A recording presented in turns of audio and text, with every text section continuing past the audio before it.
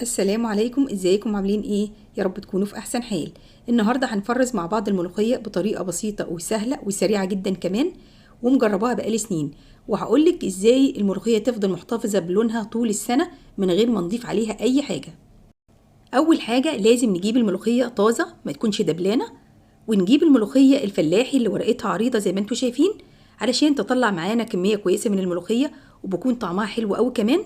ما نجيبش الملوخيه اللي ورقها صغير. هبدا اقطف الملوخيه زي ما انتم شايفين، هاخد العنقود اللي فوق ده كله على بعضه، وانا بقطف الورق هحاول اخد جزء من العود علشان ده بيعمل لنا عرق حلو قوي للملوخيه. تمام، بناخد جزء كده من العود، وبناخد كمان العنقود اللي فوق ده كله على بعضه. تمام، علشان تدينا عرق وطعم حلو قوي للملوخيه. لكن في ناس ما بيحبوش المطه اللي في الملوخيه، في الوقت ده هتقطفي الورق بس، مش هتاخدي حاجه من العيدان، هو بس الورق علشان تديك النتيجه المطلوبه. تمام، طبعا انا قبل ما اقطف الملوخيه انا غسلتها كويس جدا. انا بحب اغسل الملوخيه وهي عيدان علشان تنشف معايا بسرعه. انا غسلت الملوخيه كويس جدا تحت الحنفيه ونزلت كل التراب اللي عليها، وبعد كده جبت طبق مليان ميه، حطيت فيه معلقه كبيره خل وغسلت فيه الملوخيه، وبعد كده شطفتها تاني كويس جدا تحت الحنفيه، وبعدين حطيتها في مصفى وسبتها لحد ما صفت ميتها. وبعد كده جبت فوطه نظيفه فردتها على صينيه كبيره، وفردت عليها الملوخيه وغطيت الملوخيه بقماشه خفيفه خالص علشان ما تتبلش، وسبتها لحد ما نشفت وبقت معايا بالشكل اللي انتوا شايفينه ده. وانتوا بتغسلوا الملوخيه حاولوا ما تسيبوهاش في الميه كتير علشان ما تسودش. طبعا دلوقتي موسم الملوخيه وسعرها رخيص جدا، فنحاول نستغل الفرصه دي ونفرز لنا كميه كويسه علشان تكون موجوده معانا طول السنه. الطريقه اللي انا بفرز بيها الملوخيه دي يا جماعه انا معتمداها بقالي سنين، والحمد لله الملوخيه بتفضل طول السنه محتفظه بلونها وبطعمها، وعمري ما غيرت الطريقه دي ابدا. وان شاء الله في فيديو تاني علشان ما اطولش عليكم الفيديو ده هطلع الملوخيه دي من الفريزر واطبخها معاكم علشان تشوفوا لون الملوخيه بعد التفريز بالطريقه دي عامل ازاي. تمام، ودي الملوخيه بعد ما قطفتها ناشفه تماما ما فيهاش ولا نقطه ميه. يا ريت تغسلوها وهي عيدان يا جماعه، افضل بكتير ما تغسلوها وهي متقطفه. ودي كل كميه الملوخيه اللي انا هفرزها.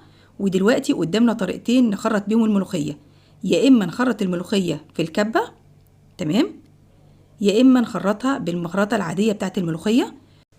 وسواء خرطنا في الكبه او بالمخرطه العاديه الاتنين هيدونا نفس النتيجه. تمام، طبعا احنا بقينا بنستسهل وبنفرمها في الكبه على طول. بصراحه الكبه بتنقذ خاصه لو هنفرز كميه كبيره. تمام، هنشغل الكبه على سرعه متوسطه مش على اعلى سرعه، وكل شويه هنوقف الكبه ونحاول كده ننزل الملوخيه لتحت علشان تتفرم كلها وتكون نفس الحجم. تمام، طبعا فرم الملوخية في الكبة بصراحة بيوفر معانا في الوقت كتير، خاصة لو هنفرز كمية كبيرة من الملوخية، وكمان بنقدر نتحكم في قوام الملوخية لو عايزينها خشنة أو ناعمة. تمام، خلاص الملوخية اتفرمت وبقت جاهزة معايا. هخلص كل كمية الملوخية بنفس الطريقة وارجع لكم تاني. ودي كل كمية الملوخية اللي أنا فرمتها، دول حوالي 4 كيلو ملوخية. تمام، وفي كيس تلاجة عادي اهو هبدأ اعبي الملوخية. هنحط في الكيس الكمية اللي احنا محتاجينها. انا حطيت في كل كيس ربع كيلو ملوخية مفرومة، ودي بالنسبة لي كانت كمية كويسة جدا. تمام، خلاص عبيت الملوخية كلها زي ما انتم شايفين. هضغط على الكيس جامد كده علشان اخرج كل الهواء اللي فيه، وهربط الكيس من فوق خالص من عند الطرف. تمام، وبعد كده هضغط على الملوخية عشان افردها جوه الكيس علشان لما اجي اطلعها من الفريزر تفك معايا بسرعة.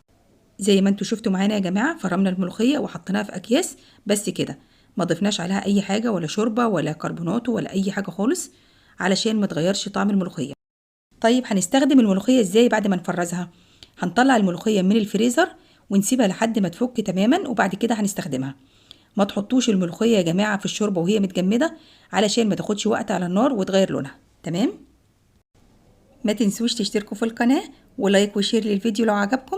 اشوفكم على خير في فيديو جديد، والسلام عليكم ورحمة الله وبركاته.